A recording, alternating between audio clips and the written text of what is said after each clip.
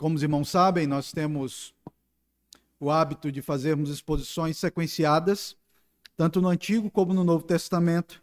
No Novo Testamento, estamos expondo a Epístola de Paulo aos Filipenses, e no Antigo Testamento, começamos o livro do profeta Malaquias. Se você tem alguma dificuldade de encontrar, vá até o Evangelho de Mateus, volte algumas páginas, que é o último livro do Antigo Testamento. O profeta menor, às vezes, a gente se atrapalha, né? Livro do profeta Malaquias, capítulo 1, os versículos 6 até o 14.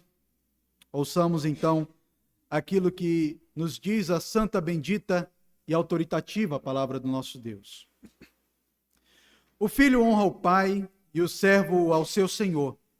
Se eu sou o pai, onde está a minha honra? E se eu sou o senhor, onde está o respeito para comigo?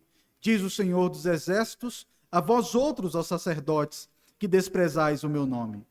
Vós dizeis, em que desprezamos nós o teu nome? Ofereceis sobre o meu altar pão imundo. E ainda perguntais, em que te havemos profanado? Nisto que pensais, a mesa do Senhor é desprezível. Quando trazeis animal cego para sacrificardes, não é isso mal? E quando trazeis o coxo ou o enfermo, não é isso mal? Ora, apresenta-o ao teu governador. Acaso terá ele agrado de ti e te será favorável? Diz o Senhor dos Exércitos. Agora, pois, suplicai o favor de Deus, que nos conceda a sua graça. Mas com tais ofertas nas vossas mãos, aceitará ele a vossa pessoa? Diz o Senhor dos Exércitos. Tomara houvesse entre vós quem feche as portas, para que não acendesses de balde o fogo do meu altar. Eu não tenho prazer em vós, diz o Senhor dos Exércitos, nem aceitarei da vossa mão a oferta. Mas, desde o nascente do sol até o poente, é grande entre as nações o meu nome, e em todo lugar lhe é queimado incenso e trazidas ofertas puras, porque o meu nome é grande entre as nações, diz o Senhor dos Exércitos. Mas vós profanais, quando dizeis, a mesa do Senhor é imunda, e o que nela se oferece, isso é, a sua comida, é desprezível. E dizeis ainda, que canseira!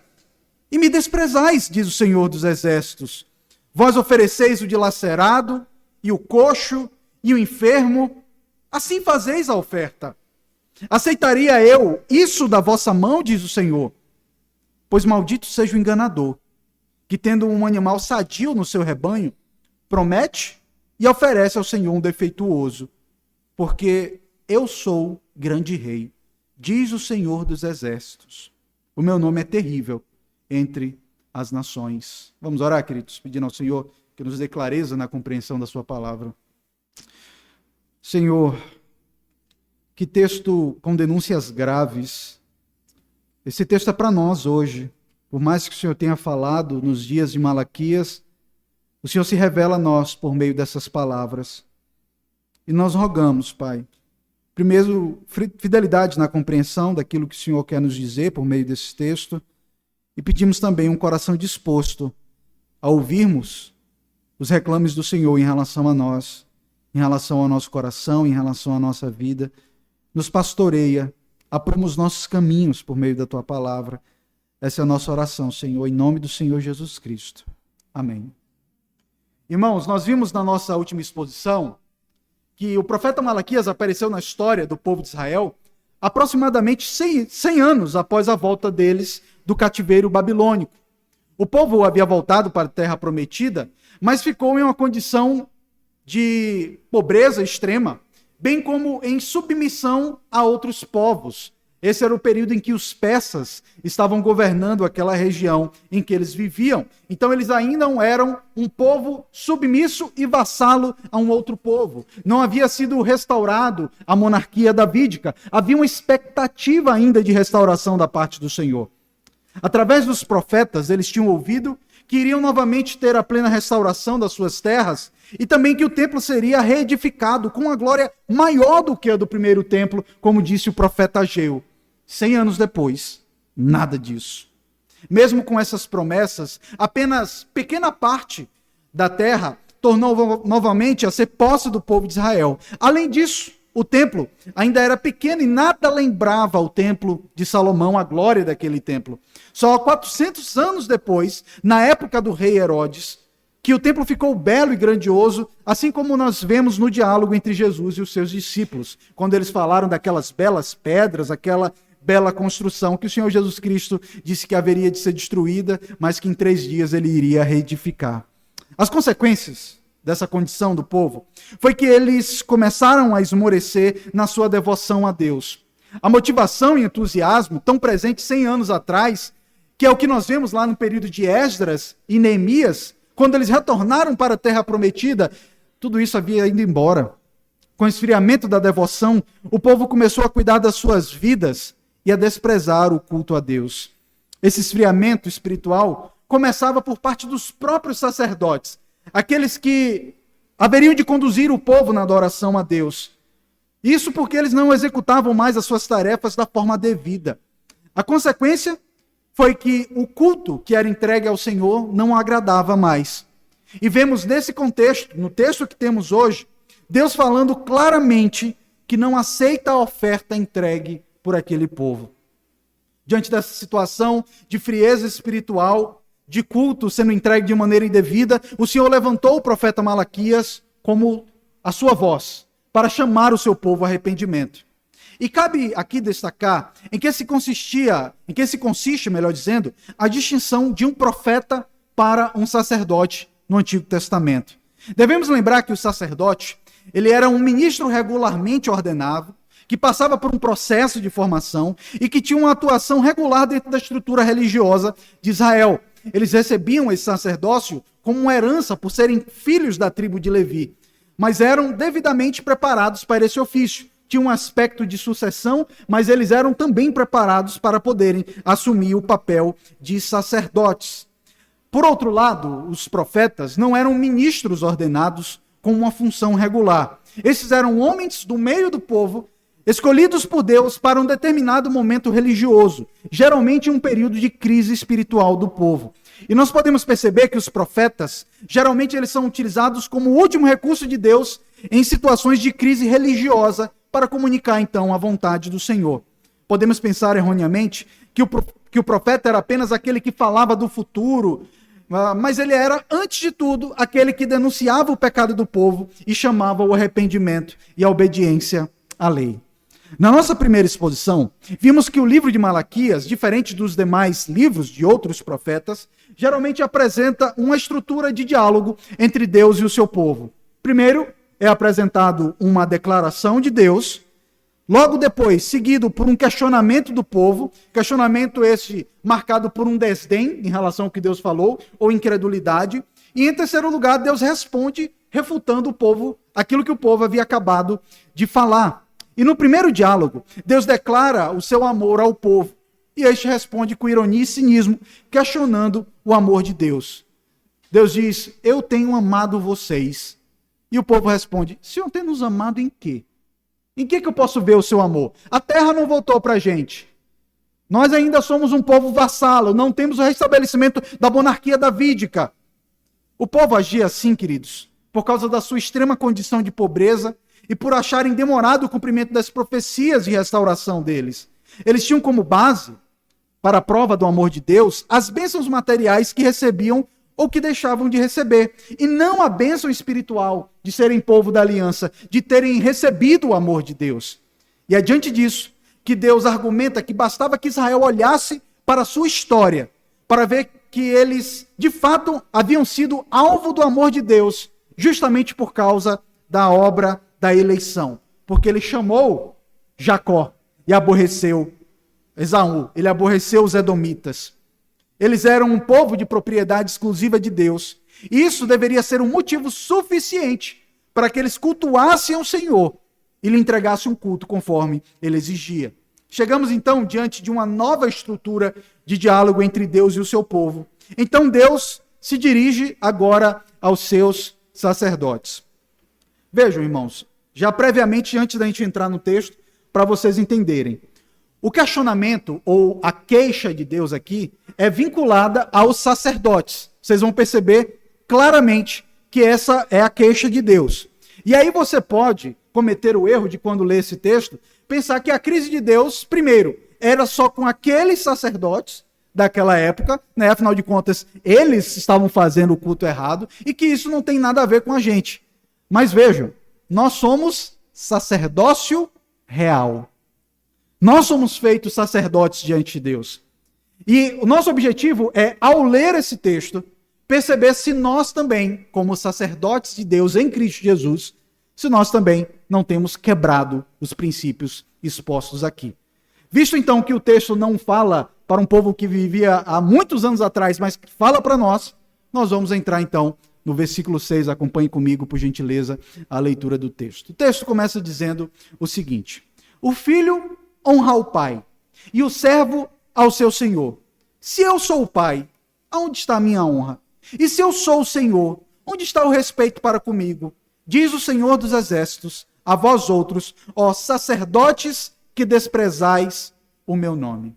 Aqui, através do versículo 6, Deus começa a denunciar o pecado de um grupo específico no meio do povo de Deus. Se no primeiro diálogo Deus se refere a todo o povo de Deus, todos aqueles que eram descendentes de Jacó, agora então o alvo da crítica de Deus, da queixa de Deus, é um povo específico, um grupo no meio do povo de Deus que são os sacerdotes. E a queixa de Deus é que os sacerdotes estavam desprezando o nome de Deus. Desprezar o nome de Deus é desprezar o próprio Deus. E para fazer essa queixa, Deus começa fazendo duas afirmações seguidas por duas perguntas. Acompanhe comigo o texto. Quais são as duas afirmações? Primeira coisa que ele fala é: o filho honra o pai. Depois, e o servo honra ao seu senhor. Aí vem as perguntas. Se eu sou o pai, aonde está a minha honra? E aí vem a segunda pergunta. E se eu sou o Senhor, aonde está o respeito para comigo? Aqui Deus usa duas figuras de pessoas que geralmente respeitamos.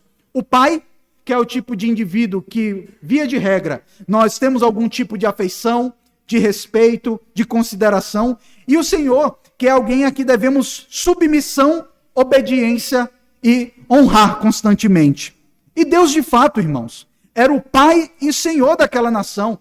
Eles só foram constituídos porque Deus chamou Abraão. Eles só foram constituídos porque Deus os tirou debaixo do jugo do Egito. Deus era o pai porque foi ele que gerou aquele povo. E Deus, ele era o Senhor justamente porque ele comprou aquele povo da escravidão. Então aquele povo pertencia a ele. E ele está dizendo: olha, eu não sou o pai de vocês, eu não sou o Senhor de vocês. E aí, cadê a honra para o pai? Cadê a honra ao Senhor? Porém, mesmo diante dessas duas condições honrosas, Deus fala que os sacerdotes estavam desprezando o nome dele. A pergunta é: aonde está o respeito para comigo? Diante dessas acusações de Deus, vemos os sacerdotes questionando cinicamente o Senhor. Lembram? Há uma queixa de Deus e aí vem uma resposta cínica do povo. Como a queixa era contra os sacerdotes passam então a responder: vós dizeis, em que desprezamos nós o teu nome? Aqui é a fala do povo. Gente desprezando o seu nome, Deus. Em que a gente está desprezando? Bem, para entendermos a resposta de Deus, dada a partir do versículo 7, que aí é a resposta que Deus dá em relação à resposta irônica e cínica do povo, nós devemos ir ao Antigo Testamento e vermos duas coisas. Primeiro, quem eram os sacerdotes, e segundo, qual era o papel dos sacerdotes no culto. Entendendo isso, nós conseguimos entrar lá na queixa de Deus. Primeiro, quem eram os sacerdotes? Os sacerdotes eram homens da tribo de Levi, que tinham uma dedicação exclusiva ao cuidado do culto ao Senhor. Eles eram pastores de tempo integral. Eles se dedicavam exclusivamente para aquilo. Mas, em segundo lugar, qual era o papel do sacerdote no culto? O papel deles era conhecer bem a lei. Essa é a primeira coisa. Todo sacerdote tinha que conhecer bem as Sagradas Escrituras, a lei de Moisés, para que quando o povo trouxesse o sacrifício, eles analisassem se as ofertas eram válidas. Eles deveriam ver a condição do animal para então saber se o sacrifício haveria de ser entregue corretamente ou não.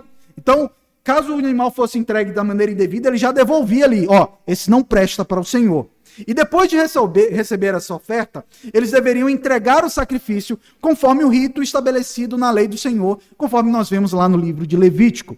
Além dessa atuação vinculada aos rituais, os sacerdotes também tinham o papel de conhecer perfeitamente a lei, com a finalidade de ensinar ela para o povo.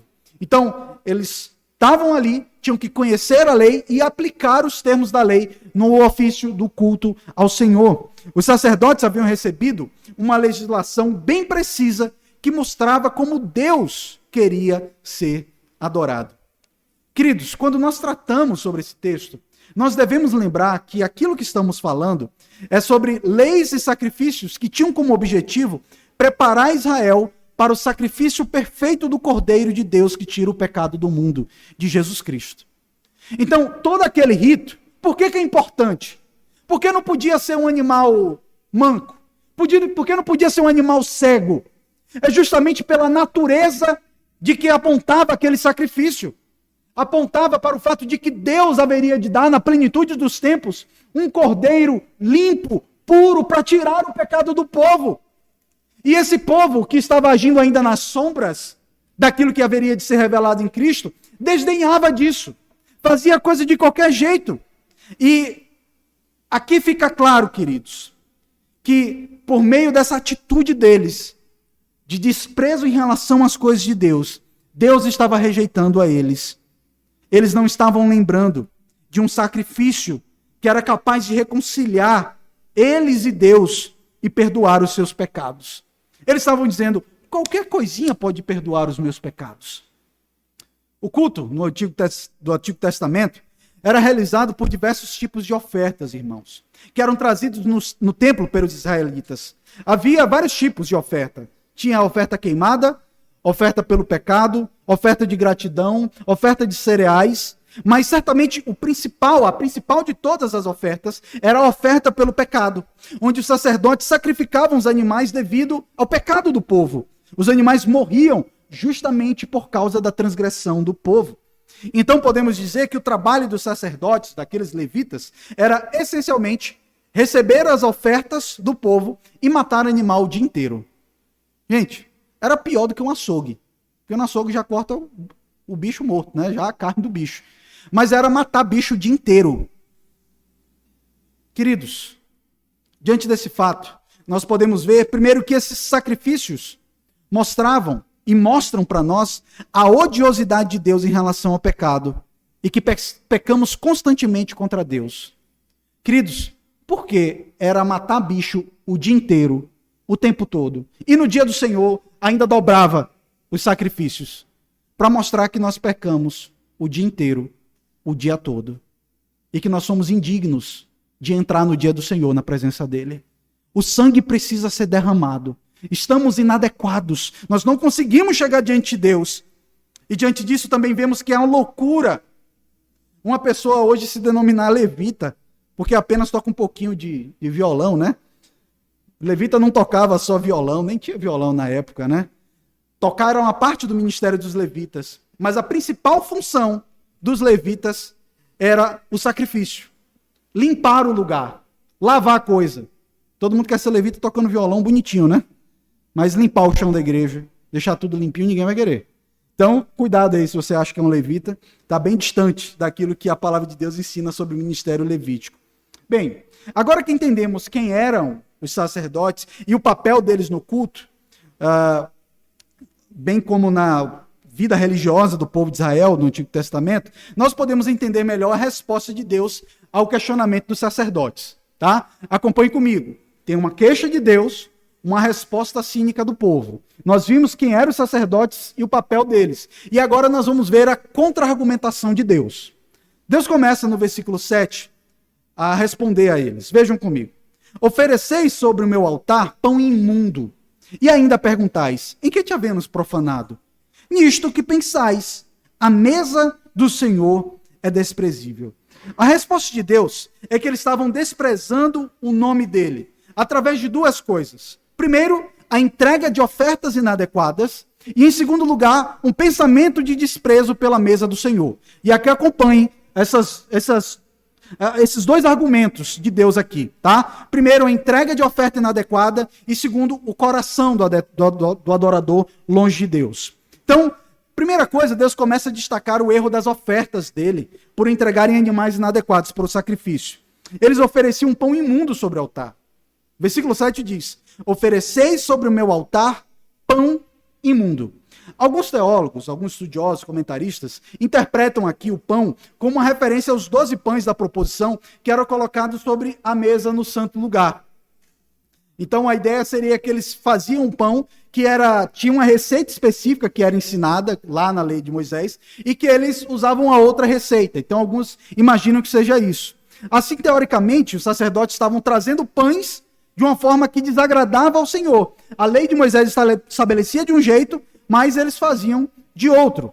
Mas eu concordo com outros comentaristas, e a maioria deles defende essa perspectiva, que dentro do contexto de todo o diálogo de Malaquias aqui, é que esse pão imundo é uma referência aos animais inadequados que estavam sendo entregues no altar.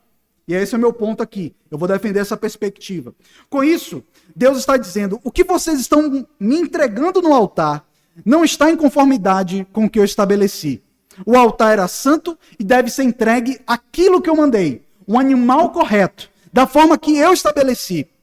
Além disso, eles tinham um pensamento de desprezo pela mesa do Senhor. Versículo 7, ainda a segunda parte, diz assim: e ainda perguntais, em que te havemos profanado? Nisso que pensais, a mesa do Senhor é desprezível. Percebam aqui uma coisa, irmãos. Deus, ele conhece tanto a nossa iniciativa, o rito de culto que fazemos, como ele conhece as motivações que nós temos para prestar o culto ao Senhor. Aquilo que está na tua mente, nesse exato momento que você está aqui em culto, Deus sabe. E Deus quer mostrar isso. E que Deus está denunciando é que eles estão pensando que a mesa do Senhor é desprezível. Essa expressão, mesa do Senhor, é a mesma que reaparece lá no versículo 12 e se refere ao altar de holocausto, onde o animal era entregue. Os sacerdotes, no íntimo, tinham desprezo pelo sacrifício que apontava para o perdão dos pecados deles. Assim vemos que os sacerdotes levavam um pão imundo, animais inadequados, para a mesa do Senhor, que era o altar do holocausto, que eles desprezavam. Com isso, Deus está mostrando a displicência deles para com o culto. O rito estava sendo feito, mas estava sendo feito de forma errada. E o coração também estava errado, com desprezo pelas coisas do Senhor. Diante dessas afirmações, nós podemos perceber que o questionamento dos sacerdotes era cínico. Porque eles perguntavam: em que desprezamos o teu nome? No versículo 6. E no versículo 7 eles perguntam: em que te havíamos profanado? Queridos, nós falamos há pouco que os sacerdotes, eles haviam sido devidamente formados para saber como agir no templo. Eles sabiam quais tipos de ofertas deveriam ser entregues ao Senhor e sabiam também a disposição do coração que deveriam ter para esse serviço. Então, quando o Senhor questiona sobre o desprezo ao nome dele, eles sabiam exatamente do que Deus estava falando. Sabe quando a pessoa se faz de tonto? Você está falando com fulano, você está ouvindo isso? Não, é o quê? Sabe, não é comigo não. É isso que eles estão fazendo. Se fazendo de tonto. Dizendo que não estava entendendo o que Deus está dizendo. Queridos, essas informações que acabamos de ver, nos mostra quando Deus não aceita um culto. Às vezes nós nos preocupamos tanto em responder, como que Deus aceita um culto? Mas deixa ele dizer claramente como que Deus não aceita um culto. E esse texto deixa claro duas coisas. Primeiro, que Deus não aceita o culto quando ele não está de conformidade com aquilo que ele prescreveu. Há uma diferença entre aquilo que chamamos de princípio regulador do culto e o princípio normativo do culto. Nós, presbiterianos, herdeiros da reforma protestante, nós entendemos e defendemos aquilo que é chamado de princípio regulador do culto. Ou seja, aquilo que é estabelecido como aquilo que regula o culto é o que Deus diz que pertence ao culto. Por outro lado, o princípio normativo diz que aquilo que Deus não proibiu pode ter no culto. Deus proibiu luta de MMA no meio do culto? Não. Uai, por que a gente não bota aqui? Vai chegar uma galera aqui, por que a gente não põe? Deus proibiu teatro no culto? Não tem lá, não fararás teatro no culto. Não tem. Por outro lado, Você não vai encontrar em texto nenhum dizendo, vai ter teatro. Mas você encontra, o culto tem oração, o culto tem contrição, o culto tem leitura da palavra, o culto tem exposição das escrituras, o culto tem os sacramentos. É isso que está presente no culto. As pessoas pensam que pode cultuar ao Senhor de qualquer maneira. Mas desde o Antigo Testamento há uma verdade que rege o culto. Ele deve ser feito de conformidade com a vontade de Deus. O culto é para Deus e não para os homens. Me perdoe, mas não estou nem um pouco preocupado com aquilo que você acha sobre o culto. Porque o culto é feito para Deus. As pessoas às vezes dizem assim, o descrente entrou no culto e achou chato o culto. Problema dele. Eu não fiz para agradar o descrente. Não. Assim, quando eu prego, também eu não prego para agradar ninguém. Porque eu tenho que agradar a Deus. O culto é feito para Deus. Por isso, irmãos, todas as vezes que nós substituímos elementos do culto para fazer alguma coisa para que o culto seja mais palatável, nós estamos profanando o culto ao Senhor. Botando teatro, inventando coisa. O culto do Senhor é leitura da palavra, é oração e pregação. É basicamente isso. A ordem. Fique à vontade, mas esses são os elementos. No Novo Testamento, fica claro quais são os elementos de culto: pregação, leitura das Escrituras, cântico, oração e sacramentos. Então, todas as vezes que o culto não é feito de conformidade com aquilo que Deus prescreveu, é uma profanação ao Senhor. O culto não é recebido por Deus. Alguém pode dizer, pastor, mas no Antigo Testamento é que era certinho o culto, né? A gente sabia direitinho como é que era para fazer o culto. Então, deixa-me pegar esse teu argumento. Quer dizer, então, que quando a gente vivia nas sombras, quando a revelação não era perfeita, a igreja sabia como cultuar. Agora que a luz já raiou, o sol da manhã já brilhou para nós, Cristo chegou, agora a gente não sabe mais como tem que cultuar a Deus. Já pensou que loucura, irmãos? Nós vivemos em maior clareza do que o povo da antiga aliança. Nós sabemos mais do que eles como Deus deve ser adorado. Eles nunca ouviram que os verdadeiros adoradores adorarão o Pai em espírito e em verdade, como nós ouvimos. É por isso que nós temos que estar atentos àquilo que deve estar presente no culto. Não inventemos. Não inventemos. O culto é Deus como centro. É a palavra de Deus como centro.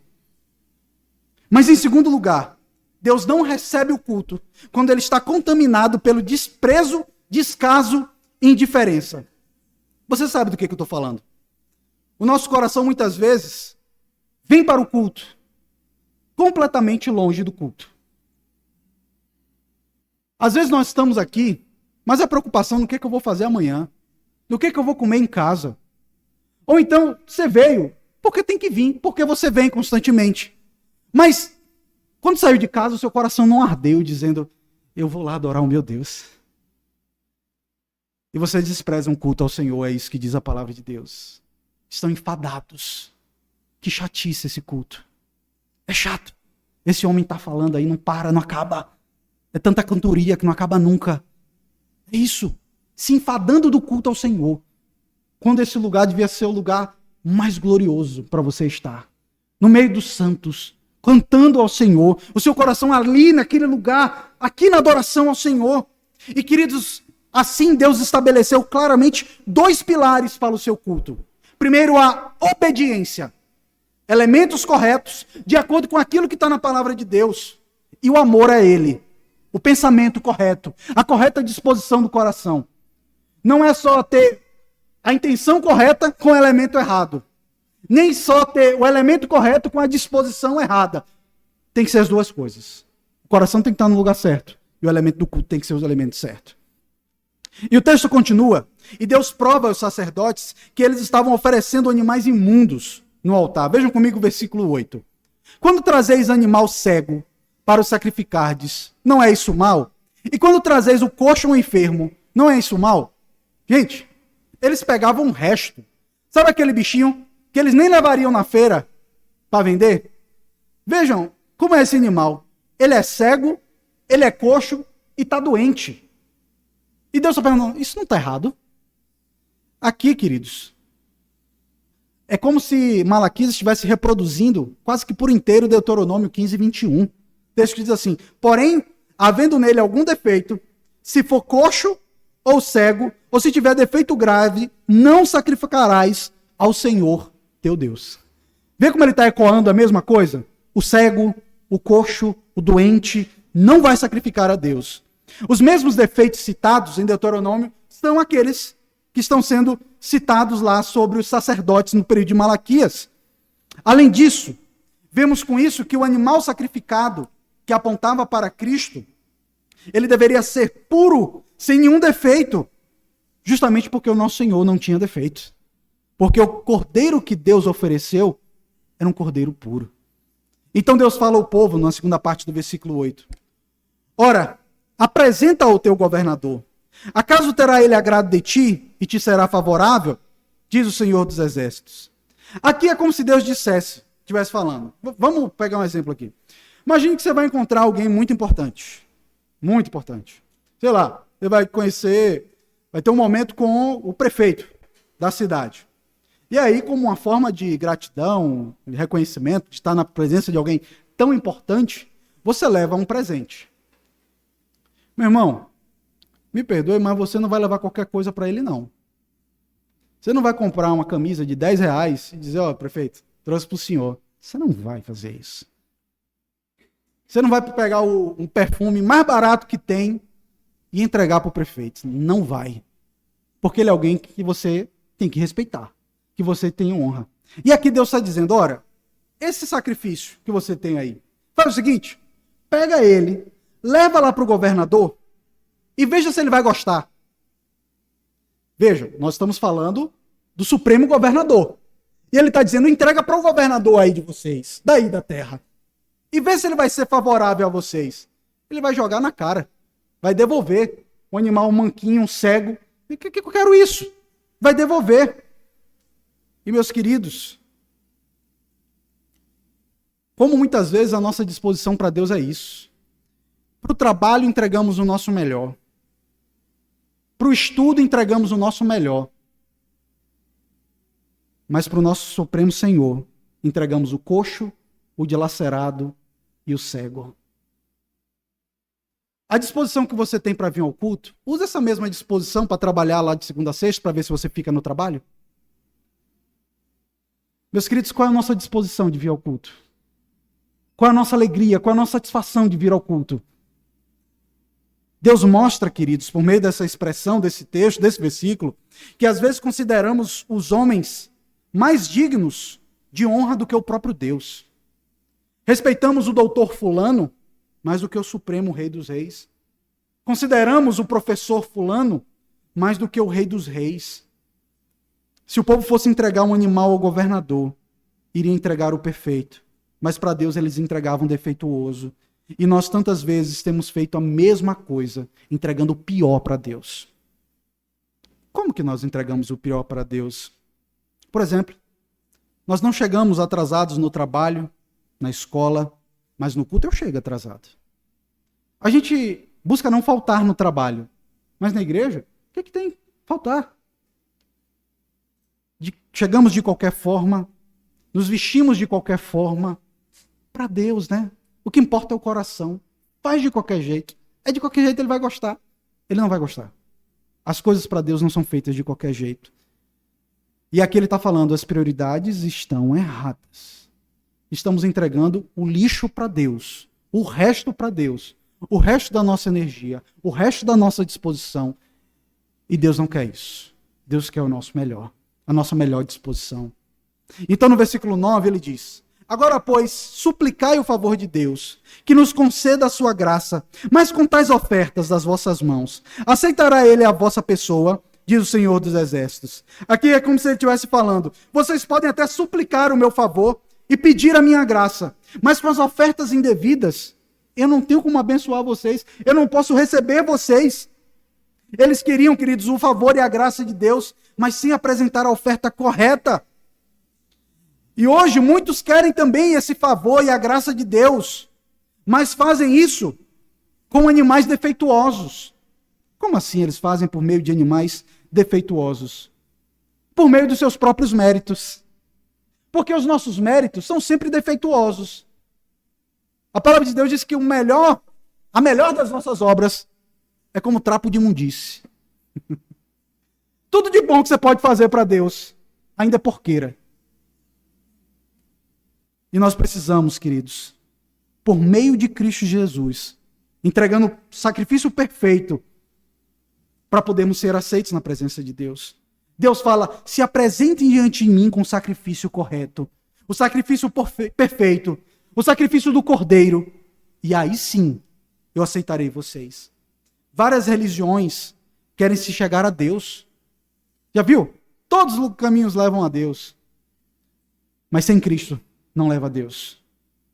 As pessoas querem chegar a Deus sem o sacrifício perfeito, sem Cristo Jesus, e não chegarão a Deus. E no versículo 10, Deus disse que não aceitava aquele culto. Vejam. Queridos, vejam como é grave esse texto, é pesado ele. Veja o que Deus fala no versículo 10. Tomara houvesse entre vós quem feche a porta. Imagine se Deus dissesse assim, olha, se o Adriel fechasse a porta aqui da igreja, ia ser bem melhor. Quem dera alguém fechasse a porta da igreja. É isso que Deus está dizendo. Tomara houvesse alguém que fechasse a porta do templo, para que não acendesses de balde o fogo do meu altar. E aí, lembram-se que eles estavam falando, desprezando o culto ao Senhor? Aí Deus responde, eu não tenho prazer em vós, diz o Senhor dos Exércitos. E mais, eu não vou aceitar da sua mão as ofertas.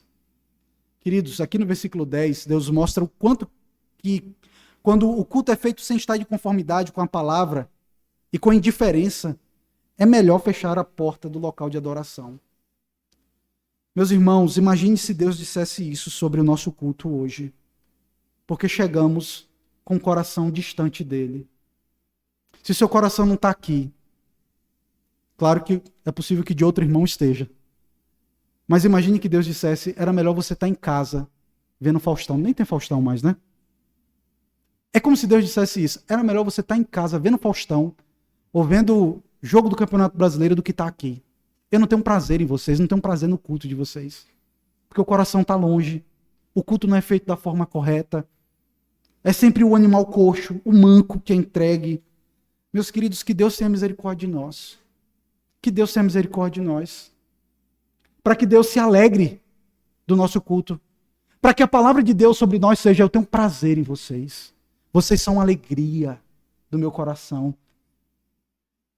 Eu me alegro quando vocês abrem as portas. E o povo diz, alegrei-me quando me disseram, vamos na casa do Senhor. E nós entramos nas portas da igreja e vemos o povo e adoramos o Deus da nossa salvação. E Deus dos céus dizendo, eu tenho prazer nesse povo da nova aliança. Que alegria que eu tenho. Mas para isso, os elementos do culto têm que ser os corretos. Para isso, o coração do adorador tem que ser o correto. Eles acendiam o fogo do altar para prestar o culto a Deus, oferecer o sacrifício a Deus, mas faziam isso em vão. Deus estava sendo claro com eles. Se o culto não é como ele estabeleceu, e se o adorador tiver desprezo no coração pelo culto, Deus prefere que você não esteja aqui, ou que as portas da igreja estejam fechadas.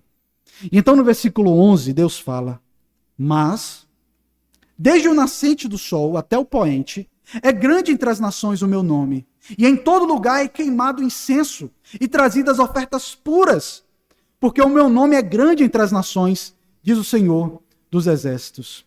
Bem, esse texto eu preciso tratar com cuidado, esse versículo. Primeira coisa que eu preciso dizer é que a finalidade desse versículo é afirmar que, apesar da condição de degradação do culto, vejam, Deus está o tempo todo condenando aquele culto. Deus está dizendo que, apesar daquela condição de degradação, haverá um dia em que aquele culto será restaurado. Aí a pergunta que você vai ter é, como assim, pastor? O texto aponta para o futuro, mas os verbos estão todos no presente. Já perceberam? Veja, mas desde o nascimento do sol é grande entre as nações. E continua, né? É grande entre as nações o meu nome, e em todo lugar lhe é queimado incenso, porque o meu nome é grande entre as nações, então os verbos estão no presente. Como que você está dizendo que aqui esse texto está apontando para o futuro? Bem, queridos, a nossa tradução põe os verbos desse versículo aqui tudo no presente. Mas com essa tradução, nós podemos chegar a uma conclusão errada. Porque, veja, aonde que estava a verdadeira adoração? A quem foi dada a verdadeira adoração no período da Antiga Aliança? A Israel. Então, aonde que estava a adoração correta? Em Israel. Se nós lermos esse texto com o verbo no presente, o que a gente pode dizer é que fora de Israel havia culto que era recebido por Deus. Então, é grande entre as nações o nome de Deus? Não. É grande Israel o nome de Deus. Então, basicamente, se nós traduzimos os verbos aqui no presente, nós estamos dizendo o contrário do que ele disse antes. Né? Todos os lugares levam a Deus? Não. Por isso que eu quero propor que como alguns tradutores propõem, que os verbos aqui estão no futuro. Por exemplo, se você ler a Almeida Revista e Corrigida, você vai ver que os verbos aqui estão no futuro. Se você ler uma tradução inglesa, a ESV, você vai ver também que os verbos estão no futuro. Então, a melhor tradução aqui para esse versículo, veja bem, ó gente, o que eu estou questionando não é o texto bíblico, tá? Eu estou questionando a tradução. Questionar a tradução não é questionar a inspiração bíblica. Eu fiz seminário para isso, tá? Para eu poder ter condição de olhar o texto e interpretar de acordo com o texto original. E aí propor uma interpretação diferente ao texto, tá? E eu tô munido de muita gente que comenta desse jeito e outras traduções, até internacionais, que defendem isso. Então, a melhor tradução para esse texto é: mas, desde o nascente do sol até o poente, será grande entre as nações o meu nome. E em todo lugar lhe será queimado incenso e trazidas ofertas puras. Porque o meu nome será grande entre as nações, diz o Senhor dos Exércitos. Percebeu a diferença? Deus está dizendo, está uma bagunça isso aí. Está bagunçado isso aí.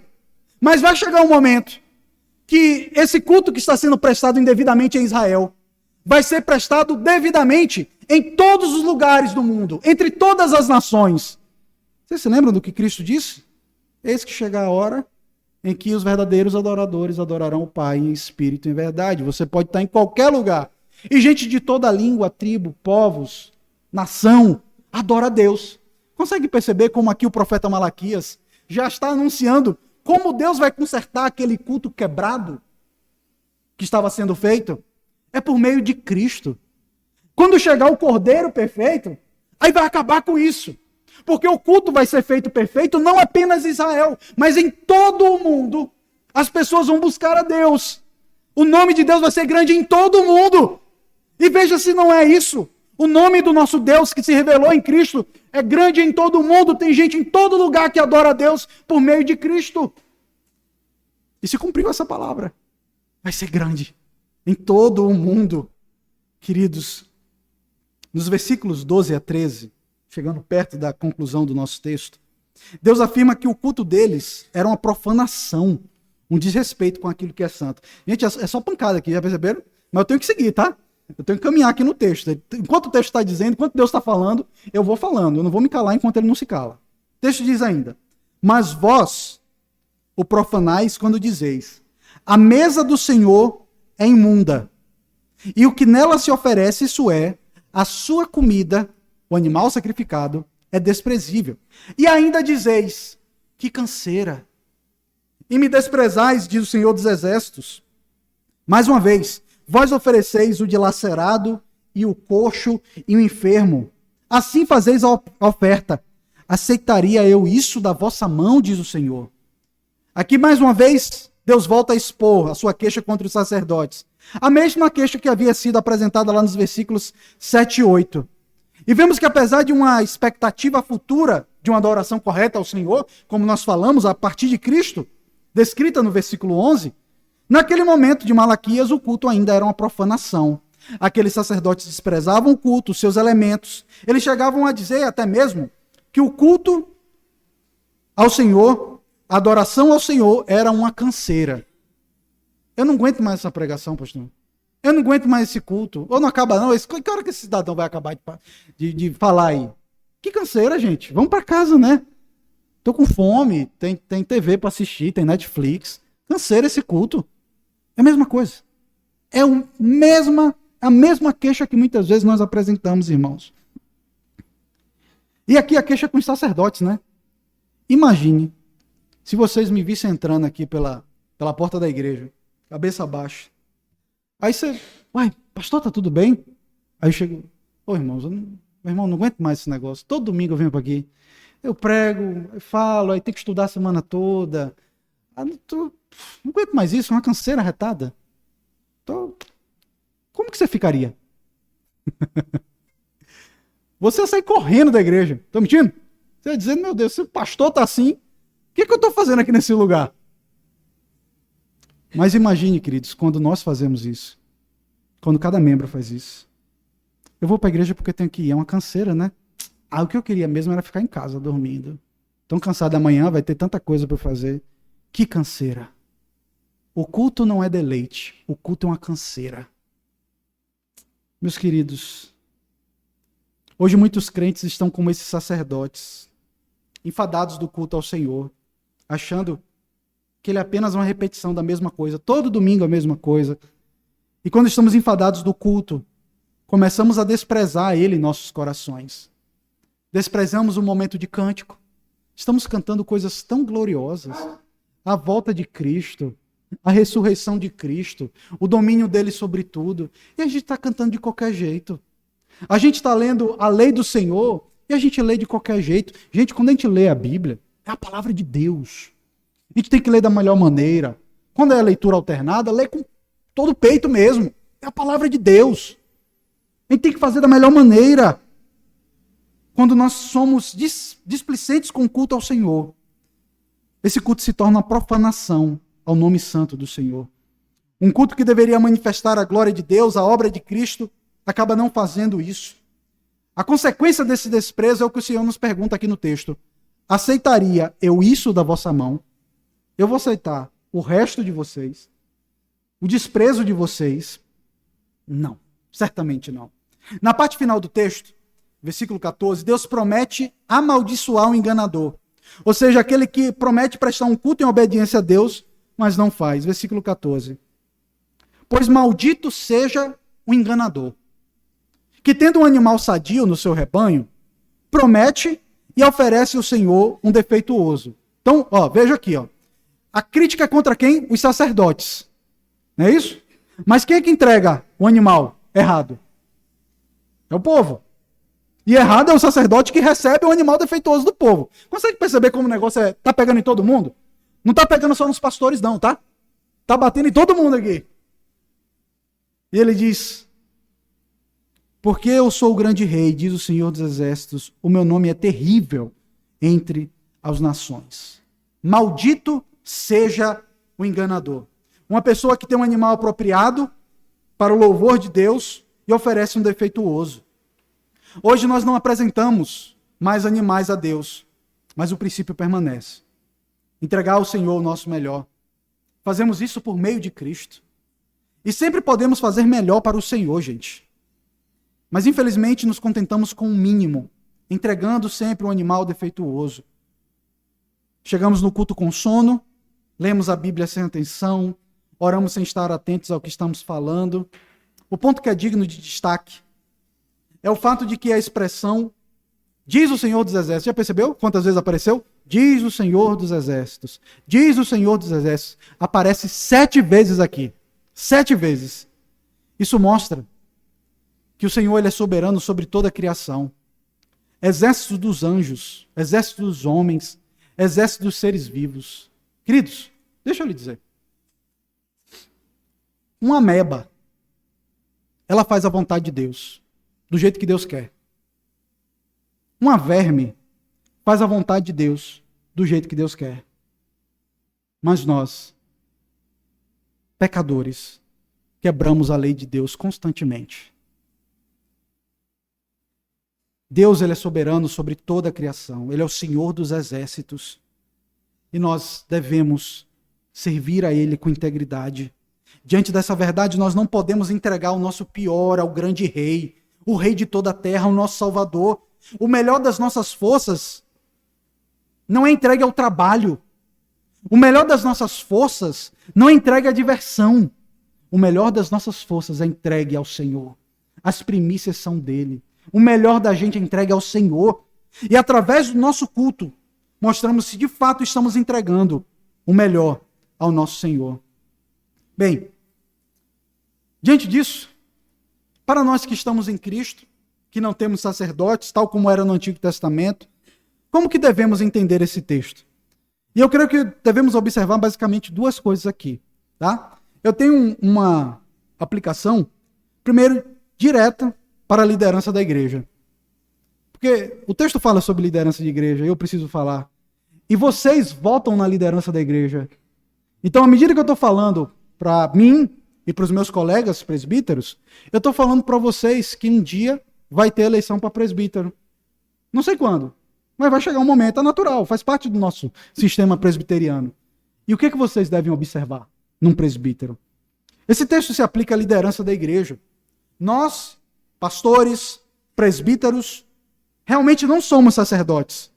Mas tal como os sacerdotes do Antigo Testamento, somos responsáveis por ensinar o povo a como servir ao Senhor da forma certa. Por isso, nós não podemos permitir que o nosso coração se enfade do culto ao Senhor. Meus irmãos, às vezes, repetir a mesma coisa, os irmãos do conselho sabem, é reunião do conselho, é reunião do presbitério. E às vezes a gente fica enfadado disso. Cuidado. Cuidado para não ficar enfadado com as coisas de Deus. E nós chegamos ao ponto de acharmos que Deus merece alguma coisa de menor valor. Além disso, meus queridos, nós não podemos deixar que o povo de Deus entregue um culto a Ele de uma forma que não agrada e com impureza.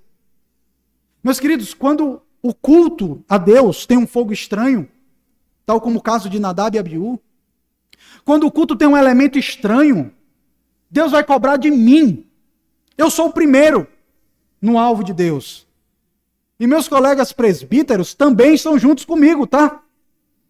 Então, meus irmãos, vocês presbíteros, vocês que votam em presbíteros, o presbítero tem que saber, conhecer a palavra de Deus.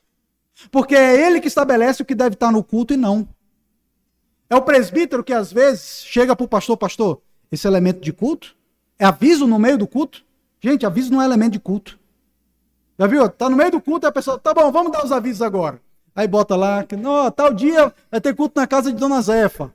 Né? Gente, que é isso? Que é isso? Que loucura. O culto ao Senhor não é assim. É Deus como centro do início ao fim. É a palavra dele como o princípio normativo do início ao fim. E é por isso que nós devemos conhecer muito de Bíblia. Quem é presbítero, se todo crente tem que conhecer a Bíblia, quem é presbítero conhece muito mais. Porque Deus pesa sobre nós a responsabilidade de conduzirmos o povo no culto correto. Não só no culto correto, mas na vida correta. Queridos, todas as vezes que nós temos que aplicar uma disciplina na igreja, a mão de Deus pesa sobre a nossa vida. Porque se nós que somos liderança não dissermos isso está errado, quem que vai dizer? Não, é tudo bem, né, pastor? Vamos em frente, né? Pô, cuidadinho também, né? Nós precisamos conhecer a palavra de Deus. Mas, em segundo lugar, esse texto se aplica a todos os crentes. A Bíblia mostra no Novo Testamento o sacerdócio universal de todos os crentes.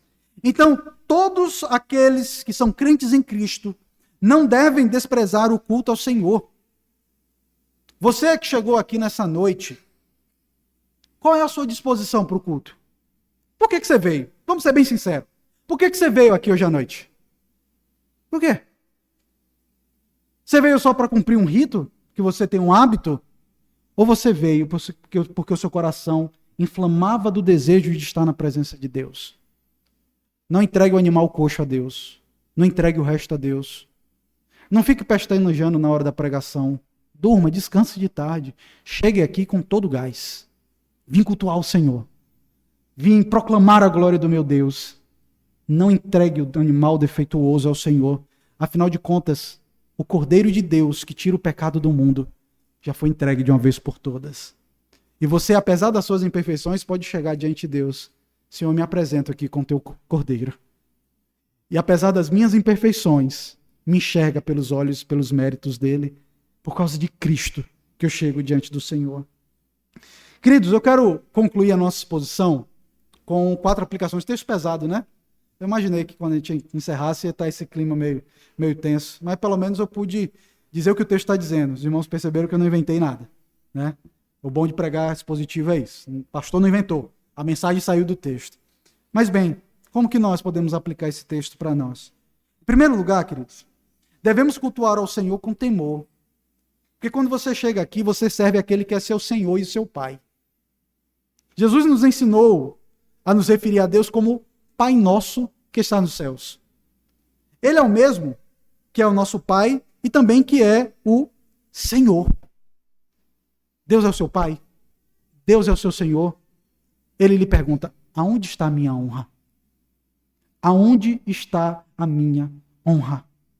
A nossa adoração deve ser marcada pelo reconhecimento de que Deus é o Senhor dos céus, o Senhor de toda a criação, e devemos dar a devida honra a Ele.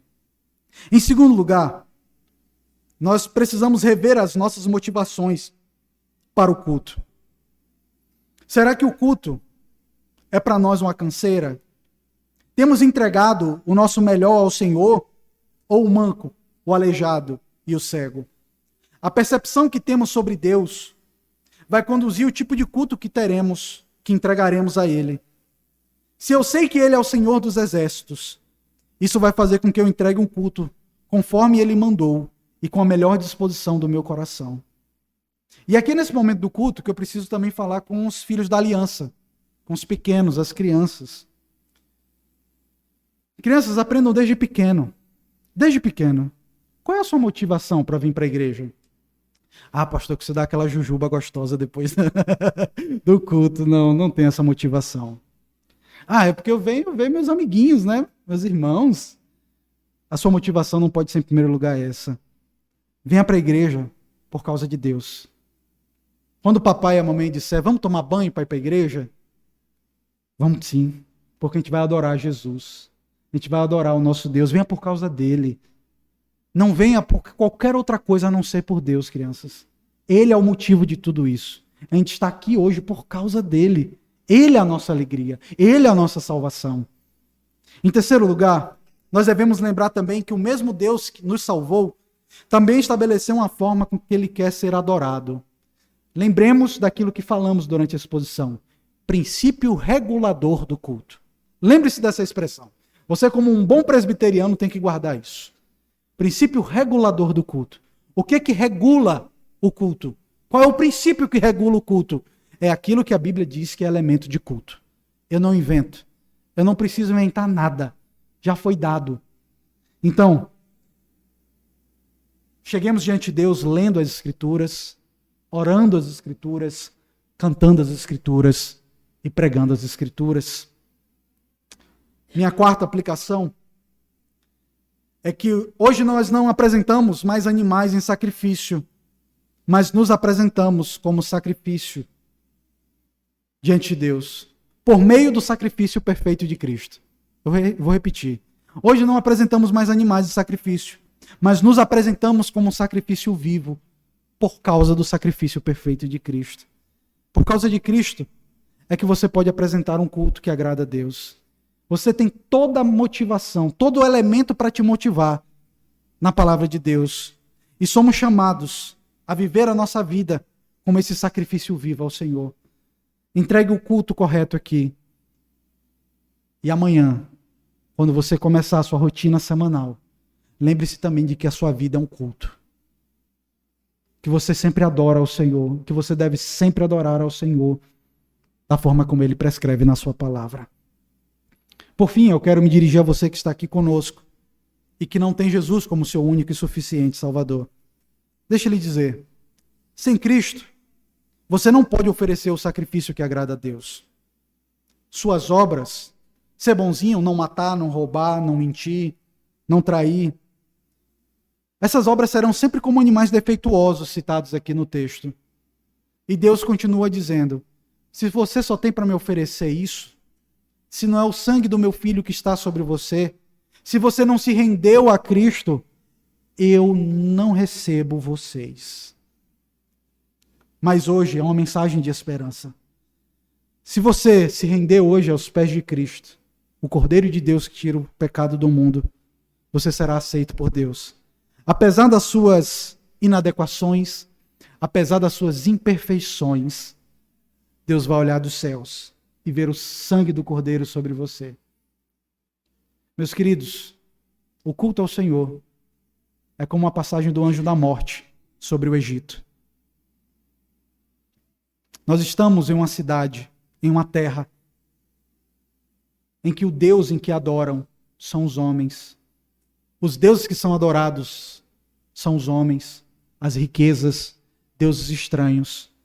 Mas há uma forma de sermos encontrados e permanecermos vivos. É se o sangue do Cordeiro estiver sobre nós. Que nessa noite o sangue do Cordeiro esteja sobre você.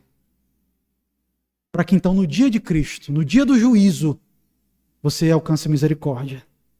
Você pode sair hoje do cativeiro do Egito.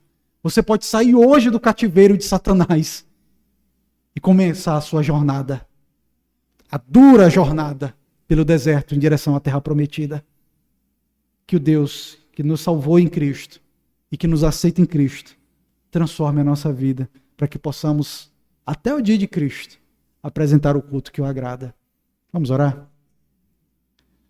Ó Pai, Tua palavra é tão grave contra aqueles homens de tantos anos atrás.